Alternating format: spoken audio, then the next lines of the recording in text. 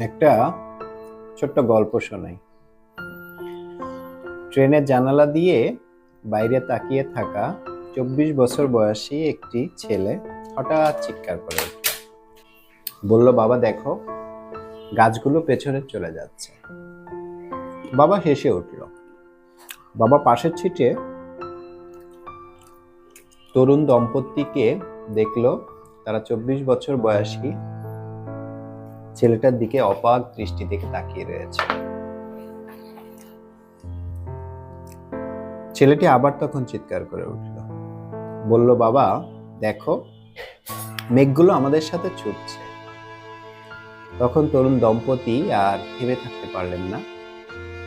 বৃদ্ধ বাবাকে বললেন, তুমি তোমার ছেলেকে কেন একজন ভালো ডাক্তারের কাছে নিয়ে যাও না? বৃদ্ধ হেসে বললেন, আমি নিয়ে এসেছি এবং আমরা হাসপাতাল থেকেই আসছি। আসলে আমার ছেলে জন্মের পর থেকেই অন্ধ ছিল, আজ তার প্রথম চোখ খুলেছে। আসলে এই পৃথিবীর প্রতিটা মানুষেরই একটা গল্প আছে। সত্যিকার অর্থে চেনার আগে মানুষকে বিচার করো না। সত্যটা জানলে তুমিও অবাক হবে।